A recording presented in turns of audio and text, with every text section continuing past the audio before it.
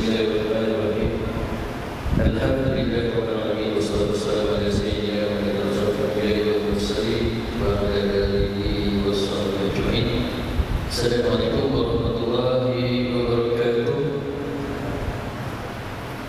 Barisan pimpinan bersama masjid daerah Istiqlal Rasulullah, seterusnya para tetamu Allah yang dihormati, dan khususnya kepada Tuan Penceramah dan Menteri Asing ini yang perlu saya perkenalkan, Al-Fadhil Ustaz Zamri Zainuddin yang lebih dikenal dengan Ustaz Zamri Mantap.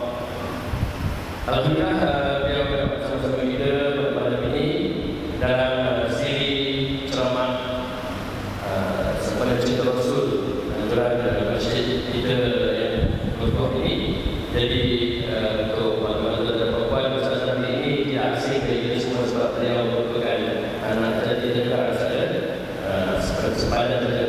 Jadi tuan-tuan dan perempuan, sebelum kita memberikan majlis, amat diharapkan agar tuan-tuan dan perempuan akan dapat merapatkan diri ke hadapan ini serapat yang mungkin dengan tuan-tuan kita, mudah-mudahan Allah SWT dapat melimpah kepada kita semua.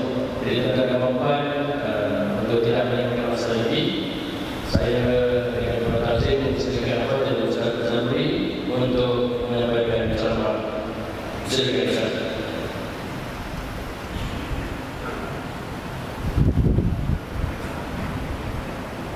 Ini memang masa untuk terang sikit.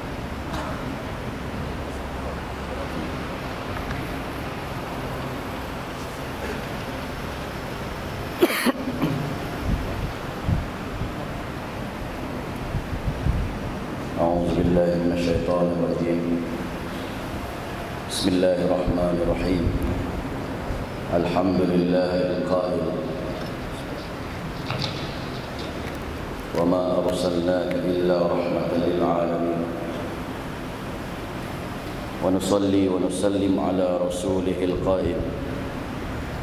Innama bu'ithtu li utammima makarimal akhlaq. Subhanaka la ilma lana illa ma 'allamtana innaka antal alimul hakim. Wa la hawla wa la quwwata illa billahil aliyyil azim. Wa ba'd. Assalamualaikum warahmatullahi wabarakatuh.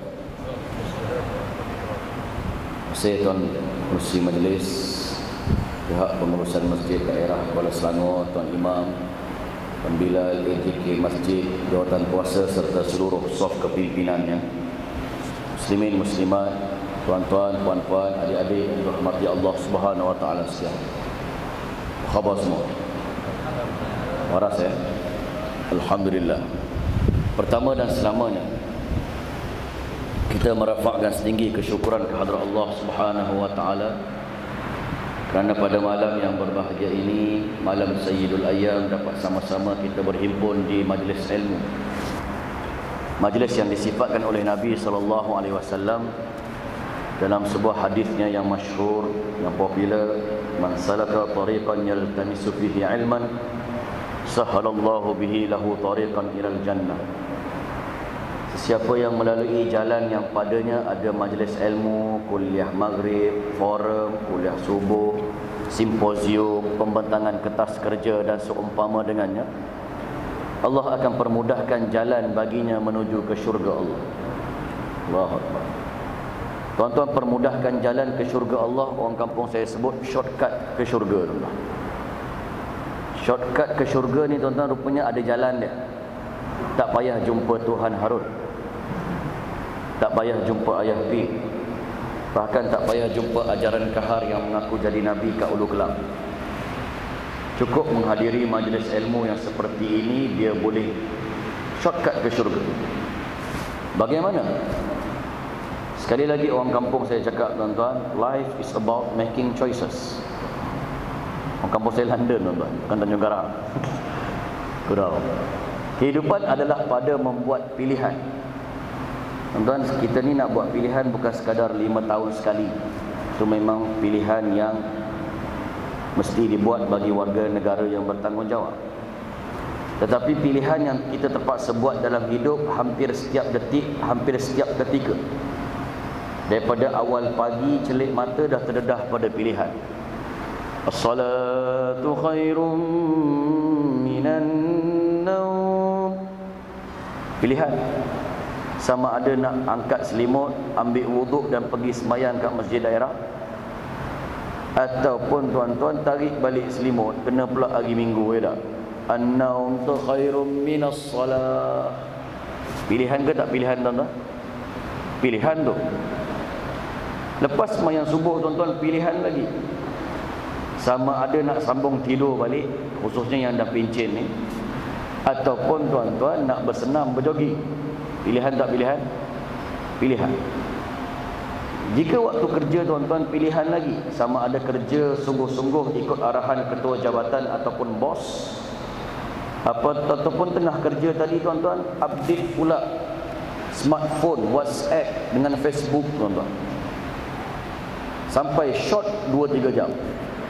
Ataupun nak fokus apa yang bos suruh dan ketua jabatan suruh. Pilihan ke tak pilihan tuan-tuan? Pilihan. Sampai waktu zuhur, pilihan lagi tuan-tuan. Sama ada nak zuhur di awal waktu, ataupun bila lah ketuk-ketuk mic nak azan asar, barulah usolli fardhu zuhri. Pilihan ke tak pilihan? Pilihan. Sampai waktu petang tuan-tuan, pilihan lagi. Sampai kat rumah sama ada nak buka Cinta Ilmu TV Hijrah, ataupun nak tengok Upin Ipin. Pilihan ke tak pilihan tuan-tuan? Pilihan. Sampai waktu maghrib, pilihan lagi.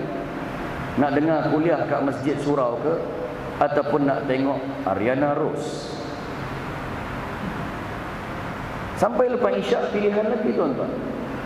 Nak melepak kedai kopi, kedai tom yam 3-4 jam ke, ataupun nak tengok forum hal ehwal Islam, halaqah dan sebagainya. Pilihan ke tak pilihan?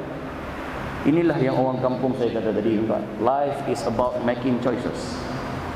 Kehidupan adalah pada membuat pilihan. Disebabkan banyak sangat pilihan yang kita nak buat dalam seharian hidup kita, kena ada asas yang kuat untuk membuat pilihan. Asas yang kuat tu namanya ilmu. Apa dia tuan?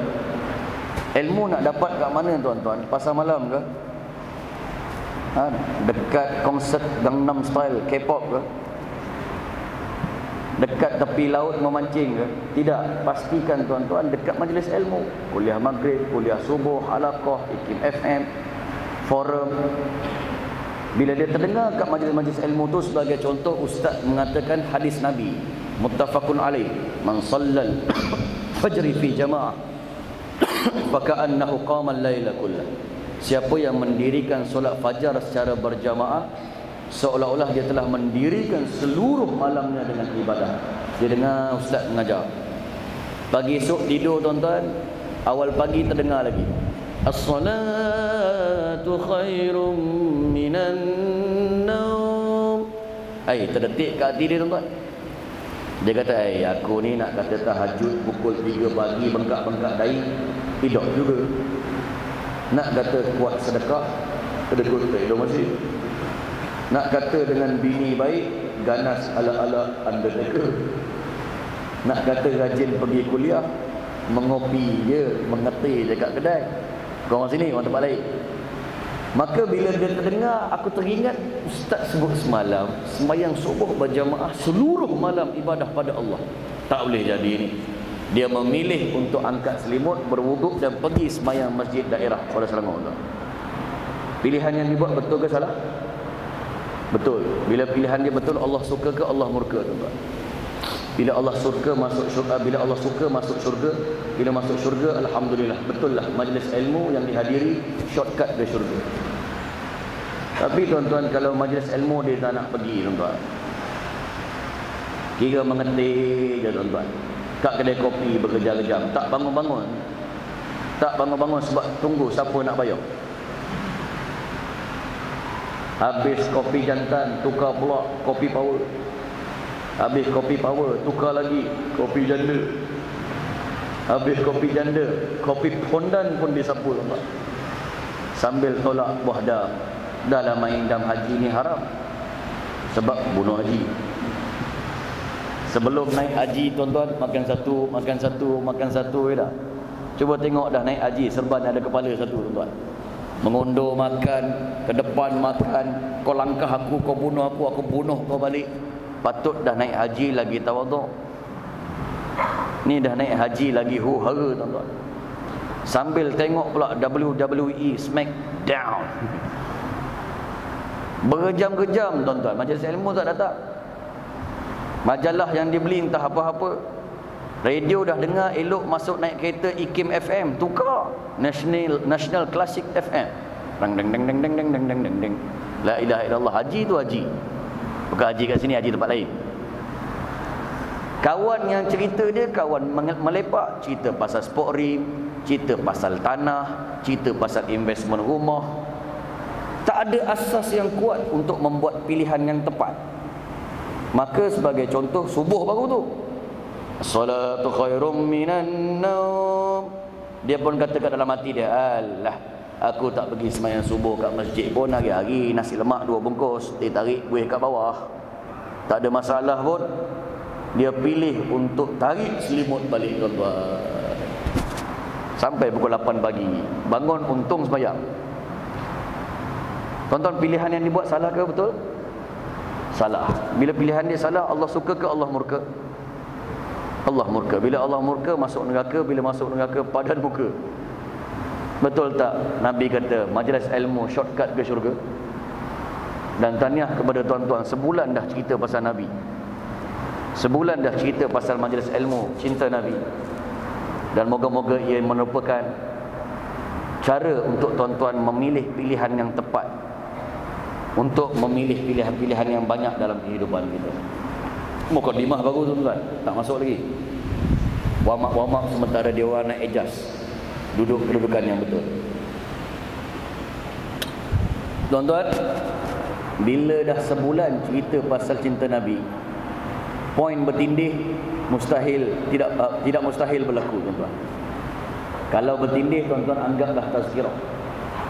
Sebab apa? Sebab Melayu mudah lupa. Tapi kalau tak pernah dengar, sebagai ilmu yang baru.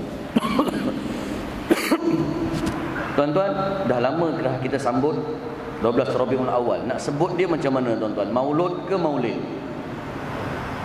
Maulud ke maulid tuan-tuan? Sudah khilaf di kalangan ulama Kuala Selangor tuan-tuan. Maulud ke maulid tuan-tuan? Kalau maulud membawa maksud dilahirkan. Tapi kalau maulid seperti mana tulisan tu, maulid membawa maksud ni happy birthday. Itu dalam bahasa Jawanya lah. Ataupun dalam bahasa yang lebih formal, hari keputeraan Nabi SAW. Bahasa yang mudah nak faham, hari jadi Nabi lah. Ataupun hari kelahiran Nabi SAW. Maulidur Rasul. Bila kata hari jadi tuan-tuan, gambar hiasan je. Kalau rasa boring tengok aku, tengoklah dinding tuan-tuan. Hari jadi Nabi adalah pada 12 Rabiul Awal 571 Masihi, tahun gajah. Ya, ada khilaf di kalangan ulama, ada yang kata 9, ada yang kata 12. Anyway, mereka bersatu pada satu titik, iaitu confirm Rabiul Awal. Tuan-tuan, kadang-kadang kita rasa pelik. Biasa sambut hari jadi orang yang masih lagi hidup. Ya tak? Paling-paling tak pun tuan-tuan, dia mati 3 hari, seminggu, 40 hari, ingatlah juga hari mati dia. Kan? Sambut lagi lah. Tapi tuan-tuan, biasanya orang sambut hari jadi orang yang masih hidup. Tapi tuan-tuan, ini adalah hari jadi yang kita sambut seorang yang telah meninggalkan kita 1400 tahun lebih dahulu. Disambut tiap tahun, tiap bulan, tanpa jemu. Maknanya insan yang kita akan bincangkan ini bukan sebarangan orang. Itu sebab tuan-tuan, kelahiran dia pada bulan Rabiul Awal adalah kelahiran istimewa dan ajaib. Apa yang istimewa dan ajaibnya? Saya bagi tahu tarikh lahir dia dulu yang ajaib. Tuan-tuan, kadang-kadang kita rasa tarikh lahir kita kebetulan sama dengan JKK. Contoh, sama dengan Tok Imam, sama dengan pemimpin tertentu. Kebetulan macam sama pula. Macam saya lah contoh Tarikh lahir saya sama dengan Datuk Siti Nurhaliza, tuan-tuan. Sungguh tak tipu kat masjid ni, tuan-tuan. Hari sama, bulan sama, tahun pun sama. Tu sebab dia pun comel-comel macam aku juga. Tuan-tuan, kadang-kadang kita rasa macam kebetulan sama, tetapi bagi Allah Subhanahu Wa Taala tiada istilah kebetulan dan tak sengaja. Semuanya dirancang baik dan teliti oleh Allah. Siapa yang pernah mengalami ataupun pergi negara 4 musim, tuan-tuan? Sebab saya belajar dulu kat Jordan 4 musim juga, tuan-tuan. Ataupun siapa yang pernah melancong negara 4 musim ataupun tengok dokumentari, bila sampai musim yang pertama dinamakan musim salji, musim sejuk. Musim salji ini, tuan-tuan, disebut dalam bahasa Arab asyita. Apa dia? Salji memang turun. Tempat saya belajar, tuan-tuan, tiap tahun main salji, tuan-tuan. Kalau sekadar nak kelentong orang Kuala Selangor yang saya dah sampai Amerika, mudah-mudah aja. Ambil gambar sikit, tuan-tuan, pacak bendera Malaysia. Orang tengok Amarek. Rupanya, tuan-tuan, belakang rumah aja. Musim sejuk ni disebut dalam bahasa Arab asyita. Apa dia, dek? Asyita. Nabi tidak dipilih lahir pada musim ini. Tuan-tuan, bila sampai musim yang kedua, dinamakan musim panas. Jiran tempat saya belajar tu namanya Iraq. Iraq ni, tuan-tuan, dia boleh cecah musim panas, boleh hampir 50 darjah Celsius. 50 pun pernah sampai. Biasa Tarjana Raya dah mula mencair, tuan-tuan. Kerajaan Iraq biasa bagi cuti lah musim panas. Tak larat nak keluar, tuan-tuan, beli ikan siang hari, pergi pasar, terpaksa keluar malam. Kalau terpaksa keluar siang, khususnya wanita, pakai payung, tak cukup payung, tampal pula muka UV white protection. Takut muka hitam, balik rumah tak kenal. Musim panas ni siang jadi pendek, minta maaf, siang jadi panjang, malam pendek, 3:30 pagi dah subuh, tuan-tuan. Musim panas ni, tuan-tuan, Arab tak selera nak tidur sebelum subuh. Lepas subuh baru dia tenteram sikit. Sebelum subuh tu tergolek, panas lah katakan. Banyak juga papa Arab ni, bukan semua senonoh, tergolek, tuan-tuan, pakai seluar dalam je. Panas. Tapi saya tak termasuk, tuan-tuan, jangan bayangkan lebih-lebih. Aku beriman, tuan-tuan. Musim panas ni dalam bahasa Arab disebut as-saif. Apa dia? Musim panas Nabi tidak dipilih untuk lahir. Bila sampai musim yang ketiga, tuan-tuan, namanya musim luruh. Musim luruh ini, daun bertukar jadi kelabu, daripada kelabu bertukar menjadi coklat, daripada coklat bertambah layu lagi, akhirnya gugur semua. Dan dah gugur semua, tinggal ranting je, tuan-tuan. Dan ketika itu cuaca masih lagi sejuk, sebab dia muqaddimah sebelum sampai musim sejuk. Musim luruh ni disebut sebagai dalam bahasa Arab kharif. Apa dia, dek? Kharif, bukan khuruf. Ya, kalau tukar waw terus bawa maksud kambing. Ini bukan kambing, ini kharif, musim luruh. Cuacanya masih sejuk. Ada kawan saya meninggal, tuan-tuan, tak jaga kesihatan pada musim gugur ni, dia selamba tak pakai baju panas. Akhirnya ada jangkitan pada paru-paru, berair dan sebagainya. Moga-moga Allah rahmati rohnya. Nabi juga tidak dipilih lahir pada musim ini. Tetapi, tuan-tuan, satu lagi musim yang tinggal adalah musim spring ataupun musim bunga. Musim bunga ni, tuan-tuan, bunga tak perlu ditanam, dia tumbuh dengan sendiri. Berbagai warna, merah, kuning, hijau, biru, kelabu tai anjing, semua ada. Bahkan berbagai warna bunga ada. Pemandangan memang masa tu, tuan-tuan, cantik. Orang muda kata bukan setakat cantik, menarik, tertarik, kau memang debong. Memang cantik gila, tuan-tuan. Dah lah cantik, tuan-tuan, cuaca pula terbaik. Nak kata panas tak panas, nak kata sejuk tak sejuk, just nice, tepat. Pada musim ni lah, tuan-tuan, pak-pak Arab gila nak berkelah. Dekat taman bunga confirm jadi, tepi tasik, apatah lagi, tepi longkang pun dia sapu juga. Maklumlah, nak rebut cuaca yang indah dan pemandangan yang cantik. Musim bunga ini disebut dalam bahasa Arab Rabi'. Apa dia? Rabi' terbahagi pada dua, tuan-tuan. Rabi'ul awal, Rabi'ul akhir. Rabi'ul awal, Rabi'ul thani, ada juga yang sebut Rabi'ul thani. Rabi'ul awal musim bunga, baru mekar, cantik, tumbuh, segar. Rabi'ul akhir ataupun Rabi'ul thani, musim bunga dah nak mula layu, nak bertukar musim lain dah.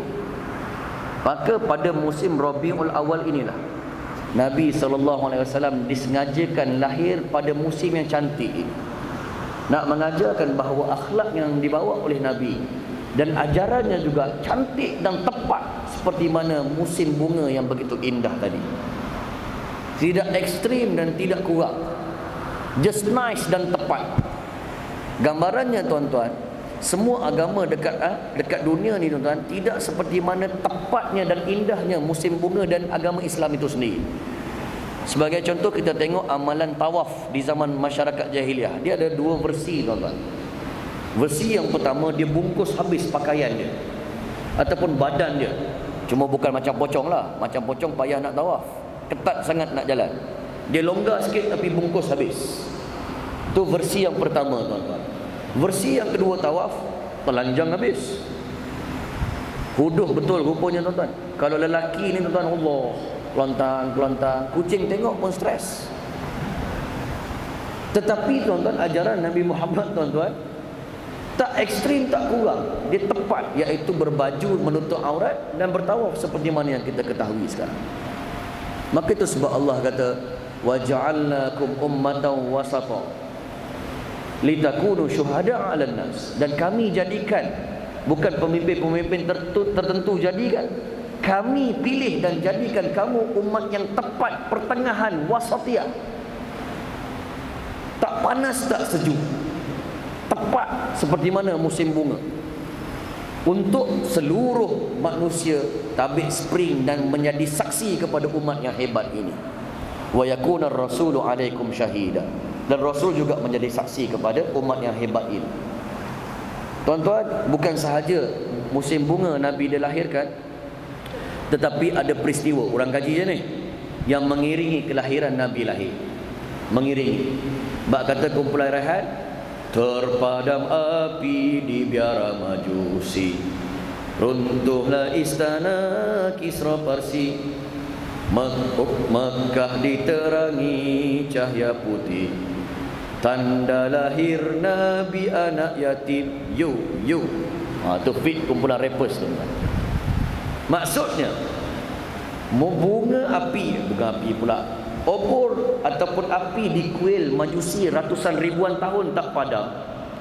Tiba-tiba kelahiran Nabi tuan-tuan, tak ada taufan hayan, tak ada gempa bumi skala Richter, tak ada hujan ribut, tiba-tiba padam tuan-tuan. Menandakan dari sudut falsafahnya akan padamlah juga pengaruh agama Majusi dengan kelahiran Muhammad dan insan yang hebat ini. Runtuhlah istana Kisra Parsi. Zaman kuasa dunia besar ketika itu adalah Byzantine juga. Byzantine, Rom, yang berlatar belakangkan agama Kristian. Dia ada istana yang lebih besar daripada gambar-gambar istana kat depan tu tuan-tuan. Itu pejabat dia mungkin. Itu yang sempat aku recilok. Gambar istana dia orang, tiang-tiang Roman dia yang lebih legend dan besar daripada tiang ni tuan-tuan. Istana-istana yang gah. Tiba-tiba tuan-tuan, Anjung Seri dia tak ada taufan hayan, tak ada gempa bumi, tak ada tanah runtuh, brung, jatuh tuan-tuan. Terpaksa cari pula siapa? Cari pula tukang-tukang tilik. Apa yang berlaku ni? Cuba usah, cuba tengok. Tengok kelahiran Nabi. Seolah-olah pengaruh agama Kristian juga akan roboh dengan kelahiran Nabi ini. Mekah diterangi cahaya putih. Bukan spotlight tuan-tuan. Zaman tu TNB pun tak ada lagi. Tiba-tiba Mekah tegang. Wow, semua pelik tuan-tuan. Pasal apa tegang ni? Mengisyaratkan bahawa Nabi juga dengan kelahirannya menghilangkan kegelapan jahiliyah di Mekah, digantikan dengan nur, dan lahirlah insan, anak yatim yang bernama Muhammad. Apa maksud Muhammad tuan-tuan?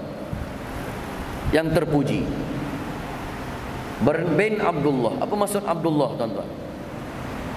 Hamba Allah. Ibunya bernama Aminah. Apa maksud Aminah tuan-tuan? Makcik kat belakang ada nama Aminah. Apa maksud Aminah? Yang jujur lagi amanah. Tak sengaja ke benda ni tuan-tuan? Orang yang menyusukan Nabi, siapa nama dia? Ada dua orang. Yang tak berapa glamour, Suhaibatul Aslamiyah. Yang glamour sikit, Halimatus Sa'diyah. Apa maksud Halimah, tuan-tuan? Bukan hantu Kak Limah. Halimah, tuan-tuan. Halimah membawa maksud lemah lembut. Sesuai dengan keperempuanan lah. Apa maksud As-Sa'diyah? As-Sa'diyah membawa maksud ceria lagi gembira. Maknanya apa? Yang terpuji bin hamba Allah, ibunya bernama jujur lagi amanah, orang yang menyusukannya lemah lembut, ceria lagi gembira.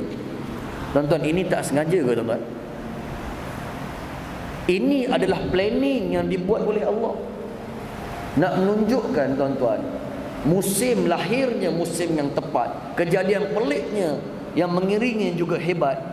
Sebab ajaran dan individu ini sendiri juga hebat, unik dan tersendiri, tuan-tuan. Apakah unik dan tersendiri dengan kelahiran istimewa dan ajaib ini? Unik dan tersendiri pada ajaran yang dibawanya, iaitu Islam, itu ada pada dua benda. Apakah dua benda itu? Yang pertama sunnatullah, yang kedua syariatullah. Tuan-tuan pernah dengar? Faham masuk sunnatullah dan syariatullah? Sunnatullah ni hukum dunia yang saintifik yang perlu dipatuhi. Islam galakkan dan mesti ikuti juga benda tu. Syariatullah adalah benda-benda yang berkaitan dengan syariat, ketuhanan, penyerahan kepada Allah. Bahasa mudahnya, sunnatullah ni duniawi, syariatullah ni ukhrawi. Tak ada pada agama lain, tuan-tuan. Itu sebab kelahiran Nabi unik, tersendiri, dengan musim bunganya, dengan kejadian peliknya. Sebab Islam yang dibawa oleh Nabi unik, indah, tersendiri kerana ada dua benda, sunnatullah dan syariatullah. Tuan-tuan mungkin tak berapa jelas lagi. Kita cerita kampung lah, tuan-tuan. Nak menjelaskan lagi bahawa Islam ni hebat ada pada sunnatullah dan syariatullah. Ada satu cerita kampung, tuan-tuan. Walaupun dia cerita rakyat, tapi dia ada dia punya signifikan dia, ada dia punya munasabah dan logik dia. Ada seorang tu, tuan-tuan, namanya Haji Ali. Dia ni dah pergi haji 3 kali. So orang panggil dia Haji Ali. Dia ni, tuan-tuan, ada ladang jagung Haji Ali ni. Dia akan pergi ke ladang jagung dia setiap pagi pukul 8. Tapi sebelum dia pergi ladang jagungnya, tuan-tuan, setiap hari amalan dia akan qiyamulail, tuan-tuan. Qiyamulail pula, tuan-tuan, bukan cikai-cikai punya pukul 5 dah nak subuh, tuan-tuan. Dia mula pukul 3 pagi lagi, bengkak-bengkak dahi punya, tuan-tuan. Kemudian package lagi pergi sembahyang subuh kat masjid. Tak nak balik lepas subuh, tuan-tuan, tunggu matahari terbit nak dapat pahala melakukan haji dan umrah. Barulah, tuan-tuan, solat duha 2 rakaat. Oh, tuan-tuan, itulah amalan harian Haji Ali. Barulah dia balik rumah, sarapan, kemaskan diri, keluar balik pukul 8, pergi kat pergi ke ladang jagungnya pukul 8. Dan dia akan balik, tuan-tuan, daripada ladang jagungnya pukul 10 pagi. Berapa jam Haji Ali ada kat ladang jagung dia, tuan-tuan? Berapa jam? 2 jam. Dalam masa yang sama, tuan-tuan, kawan kepada Haji Ali ni ada seorang namanya Ah Chong.